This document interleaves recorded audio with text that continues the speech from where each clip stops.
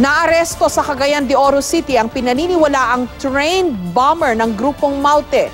Samantala, doble higpit naman ang seguridad ngayon sa Iligan City dahil sa impormasyong ilang armadong lalaki ang namataan sa Lanao del Norte. Live mula sa Iligan City, may report si Bam Alegre. Bam?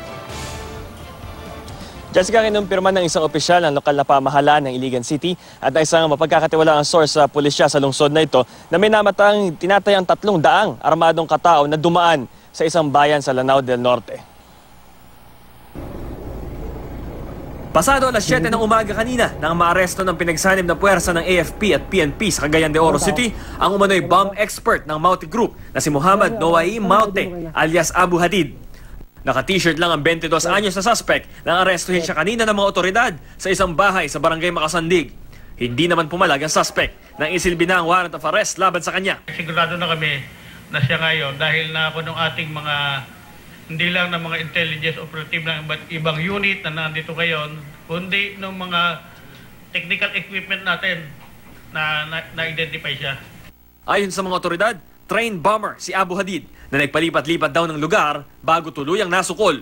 Siya po ay kasama sa mga pangalan na na-issue sa Order Number 1. At yan pong mga individual na nakalagay sa order na yan ay kasapi o naging parte ng rebellion.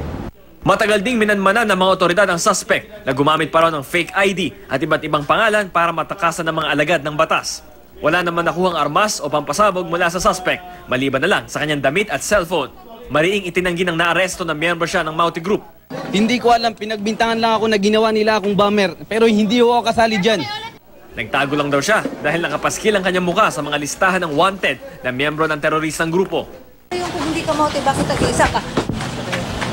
Ba't tag-isa po ikaw at ang pamilya? Para mapatunayan, hindi ako kasali dyan. Nagkasanawan kanina ng follow-up operation ng mga otoridad sa lugar kung saan naaresto si Abu Hadid. Dito, dinampot ang ilang individual, pero pinauwi rin matapos ang ilang pagtatanong.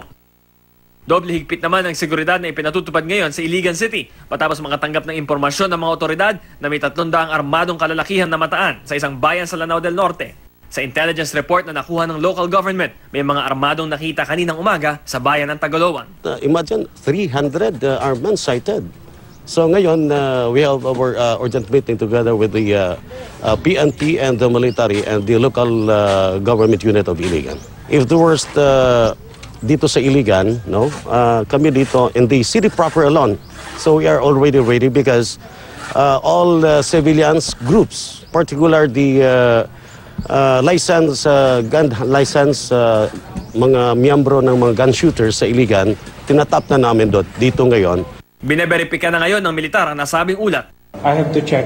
I have to verify that report. Samantala, inilibing na ngayong araw ang 11 bangkay na natagpuan sa Marawi City. Ilang linggo na raw kasi sa punerarya ang mga bangkay na walang pagkakalanlan. Wala rin daw kumukuha sa mga ito na kamag-anak. Lahat ng inilibing ngayong umaga ay sumailalim sa pagproseso ng PNP Sohong. Kabilang narito ang paraffin testing at DNA sampling. Tinitiyak ng mga otoridad na lahat sila ay mga sibilyan at walang naging sangkot sa anumang bakbakan. Habang umiigting ang opensiba ng militar kontra Maute Group, nagtipon-tipon naman ang mga sultan ng Lanao para kondenahin ang bakbakan sa Marawi City. Nakiusap din sila sa mga terorista na huwag gawing taguan ng mga moske. Why don't you not go to the open field and fight the military if you are really true fighters? Dahil naman sa lumalobong bilang ng mga apektado ng gulo sa Marawi, binabalak ngayon ng gobyerno na magtayo ng 10 cities para sa mga apektadong residente. Umabot na kasi sa lagpas 60,000 pamilya ang lumikas dahil sa gyera. Only about 5% are check-in or staying inside evacuation centers.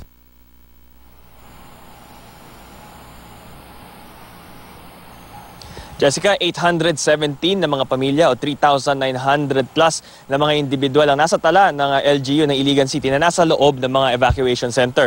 Pero mas marami pa yung bilang na yan, yung mga bakwit dahil karamihan sa kanila ay nakatira sa kanilang mga kaanak o mga kaibigan sa iba't ibang bahagi ng lungsod. Jessica? Bam, itong report na may mga armadong lalaki na nakita somewhere in Lanao del Norte, no? Medyo nakakabahala yan.